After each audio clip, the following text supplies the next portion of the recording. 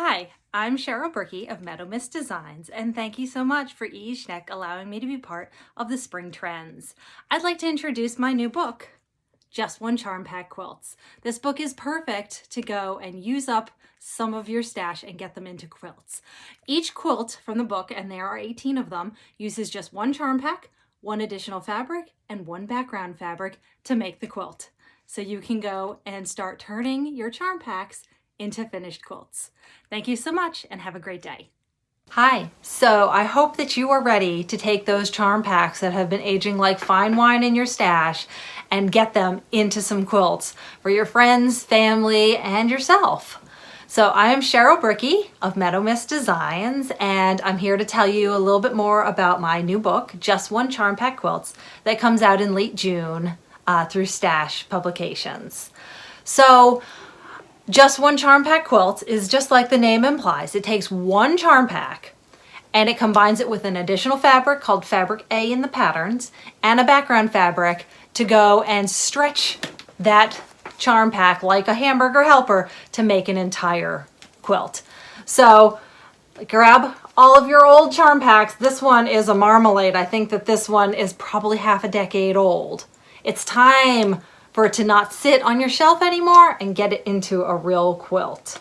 So today I'm going to be telling you guys about how to make your own charm packs or how to expand on fabrics you already have. So if you don't have a charm pack or you don't know if you want to go and use your stash or your scraps, you can very easily go and create your own selection of fabrics called, create your own charm pack to use in these quilt patterns. So let's get stash busting, and I'm going to show you my favorite ways of creating charm packs.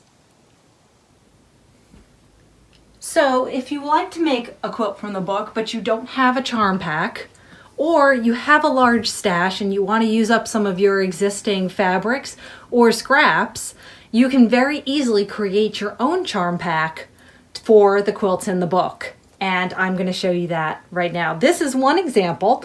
This is Magic Carpet that I made and Carol Alperin quilted. And to start creating this charm pack with all these different colors, my favorite way to do that is to start with an inspiration fabric.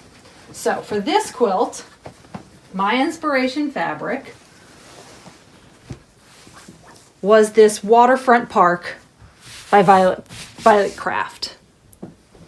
And I just loved the colors in it. I loved the whites and the peaches and the oranges and all of that. So using this as my inspiration, I pulled prints from my stash and some scraps that kind of pulled all of these different colors in various ways. And if you have a problem seeing what kind of colors, if it's a busier print, a lot of times the salvage will have little spots of color. And these ones will show you all the different colors that are in the quilt, or in the fabric, excuse me.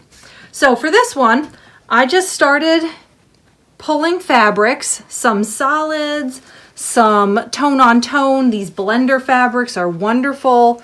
All sorts of different colors, different prints to pull from the fabric. And you can see that these don't exactly match. And that is okay. Having this variety in here is going to go and make your quilt top more interesting and more like a charm pack. And then I did the same with the kind of the blues and the turquoises. And I typically will cut 1 to 2 charm squares from each fabric. So that way I know that I have a lot of variety in my quilt top. Now with these, I wound up cutting a few more than I needed, and I edited out. I had a couple that wound up being a little too dark or a little too busy. And then once I had these, you can see I did not pick the navy here because I said, okay, I'm going to need to have a light and a dark to go and offset these prints in the fabric, in the actual quilt. So I pulled the white from the print and then this navy. And that allowed me to create Magic Carpet. So these were all kind of midtones. And they're next to the white, which would be fabric A in the quilt. And they're also next to the navy. Let me show you that. So here is the quilt again. Here are all the different charm prints. The white is the fabric A, and the navy is the background. And so the prints stand out well against both the navy, and they stand out well next to the white. And there's good contrast between all three of those. So that's one of my favorite ways of creating an interesting charm pack, especially some interesting color combinations that you might not have thought of. You can also simply go and pick out a color and pull prints and solids from that color. So in this case, this was actually one of the first quilts I made for the book. This is called One-Eyed Monster. And I just love greens and blues. So I pulled a whole bunch of greens and blues, even going into that kind of limey, kind of neon green. And I offset them on a white. And then this fabric A is this little black, the black squares, the little eyeballs, if you will. So for this one, I just went by color. You can create a charm pack to use for a quilt of all sorts of different pinks or reds or blacks, all sorts of different things. You don't have to go and have all sorts of different colors. It can be more monochromatic and simpler. Now, last example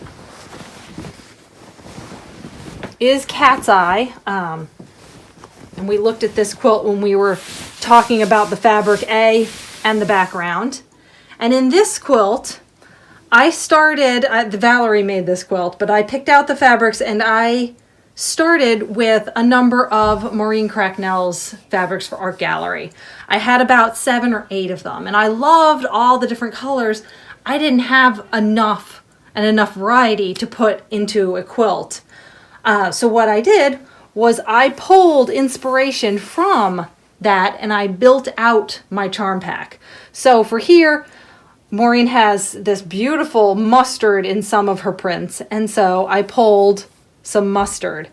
I loved the purples that she used, so I pulled in some additional purples.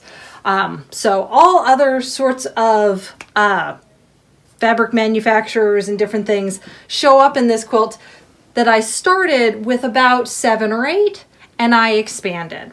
And this is also a great tip that if you do have a charm pack that you have to leave out a number of the prints, say there are a lot of white on whites and you want to use a white background, if you get rid of them and you are short, you can very easily go into your stash and pull some additional fabrics that just play. They don't have to match exactly, but they play nicely. And solids are always a great bet if you need to go and add some more in there to pull from the fabrics.